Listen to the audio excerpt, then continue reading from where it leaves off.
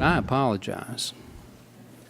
I do not want to live in a country where any time a citizen or a corporation does something that is legitimately wrong is subject to some sort of political pressure that is, again, in my words, amounts to a shakedown. So I apologize.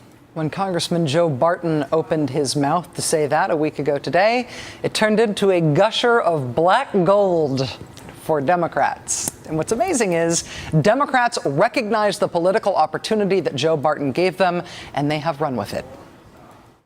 Republicans call BP's escrow fund a shakedown and extortion.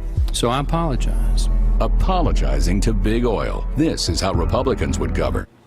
Democrats recognizing a political opening and moving to take advantage of it? Whoa. But what's just as amazing as Democrats having that kind of political savvy is that Republicans really appear not to have savvy about this. This is a genuine surprise to me. After taking a week's worth of beating on the Joe Barton issue, on Joe Barton's behalf, Republicans have now rewarded him. They are letting him keep his seat as the ranking Republican on the House Energy and Commerce Committee, a position Republicans will, I guess, enjoy defending from now until November. Kind of like what House Republican Whip Eric Cantor had to go through on MSNBC's Morning Joe this morning. Joe Barton's not the issue. You know, well, Joe Barton apologized. He kind of is, though. If he's the most powerful Republican right now on the Hill when it comes to energy, he is the issue, isn't he?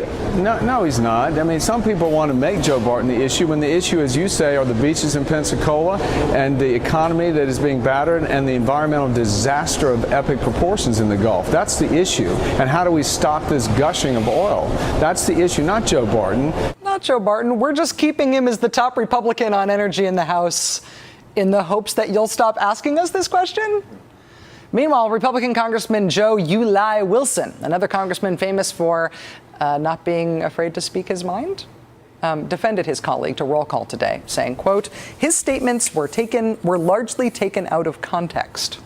Largely taken out of context. What context could that be other than he apologized to the company that is dumping oil into the Gulf of Mexico? He's apologizing to the underwater volcano of oil company. He said he was sorry that the government expected them to pay for the damage. What context makes that okay? Not only is Joe Barton keeping his powerful committee post, not only are Republicans defending him in public, he is so not a pariah over this that Joe Barton is actually being touted, I kid you not, as a special guest at a fundraiser for one of his fellow Republicans, for Republican Congressman Cliff Stearns of Florida. Yes, Mr. Apologize to BP himself is not only keeping his gig as the top House Republican on energy, he is being touted as a special guest, as the draw at an event designed to raise campaign money. What should be even more politically damaging than doing fundraising with Joe Barton?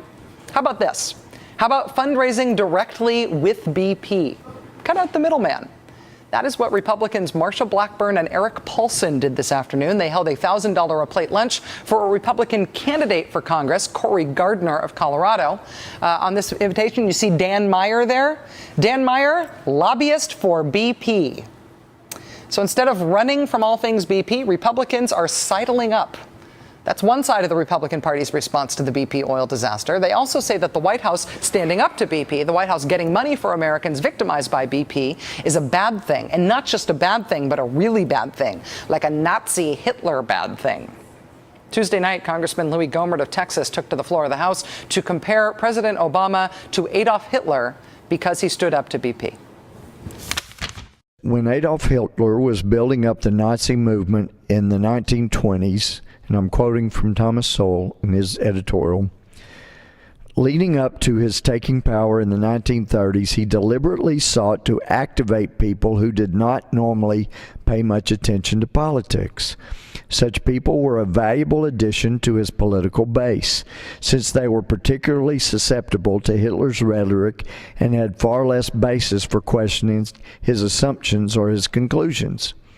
Useful idiots was the term, and this isn't in the article, this is my comment, but we do have useful idiots today who are heard to say, wow, what we really need is for the president to be a dictator for a little while.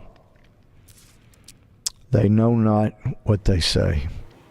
Actually, nobody knows of whom you speak, Mr. Strawman. Republicans from Louis Gohmert to Joe Barton, on the other hand, do know what they say on this oil issue, and it's remarkably politically toxic. What are Democrats going to say in response?